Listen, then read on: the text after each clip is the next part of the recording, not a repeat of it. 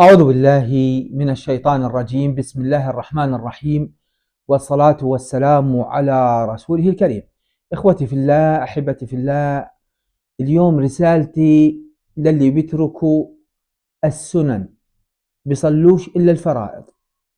صلاتهم جائزة جائزة، لكن يا إخوان في شيء مهم لازم تعرفوه، مهم جدا. ما في إنسان فينا إلا مر عليه أيام ترك صلاة، سهى بصلاة، انتقص الأجر إلى آخره. طب شو بده يعوض هذا النقصان؟ شو بده يعوض هذا النقصان؟ يا أخوان ترى في مسألة خلافية بين الفقهاء. منهم من قال مثلا، خلينا نضرب مثال، واحد عمره 30 سنة قرر يصلي اعتبار من اليوم، بس صار عمره 30 سنة. طب شو حكمه؟ بعض الفقهاء قالوا عند البلوغ، بلغ سنه 13، بده يجيب صلاة 17 سنة.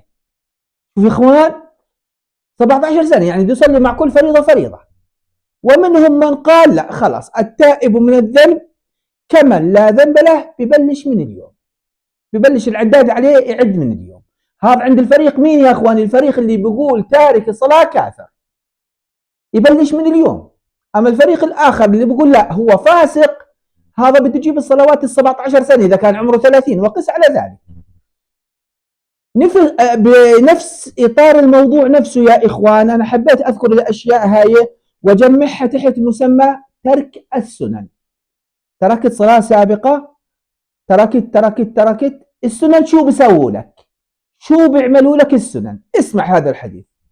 يقول صلى الله عليه وسلم: أول ما يحاسب عليه العبد يوم القيامة شو؟ صلاته، فإن صلحت صلح سائر عمله، وإن فسدت فسد سائر عمله.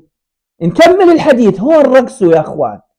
فإذا انتقصت فريضة العبد، كانت الفرائض ناقصة، يعني الحسنات أو السيئات أكثر من الحسنات. قال تعالى، شوف الكرم الرباني، انظروا هل لعبدي من تطوع له سنن؟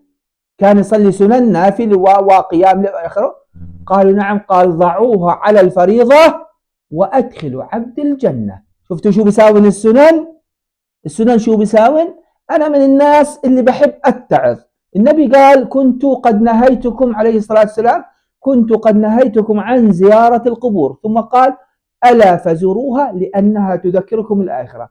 بزور أصدقاء إلي وأصحاب إلي وأدعو لهم، بالله الله بيفتح علي لكن حتى تكون عظة إلي بوقف فوق قبره وبخاطبه، بقول له: بتذكر يا فلان، تذكر لما كنت أقول لك جيب السنن وما تجيبش إلا الفرائض؟ مش الآن لو أنك جبت السنة الآن لقيتها. فلذلك النبي عليه الصلاة والسلام مر بجانب قبر، قال: أتدرون صاحب هذا القبر شو نفسه؟ قلنا: الله ورسوله. قال: نفسه يعود إلى الدنيا ويركع ركعتين ركعتين. فلذلك يا إخوان، الله لا تتركوا السنن، لا تتركوا السنن، ما تدريش أياها الحسنة بدها تدخلك الجنة. بعدين السنن يوم القيامة راح يجي تارك سنة الحبيب، راح يجي يوم القيامة لحم وجهه يتساقط حياء من النبي إنه ترك سنة النبي. فالله يا إخوان أن نحافظ على السنن. سبحانك اللهم وبحمدك، أشهد أن لا إله إلا أنت، أستغفرك وأتوب إليك.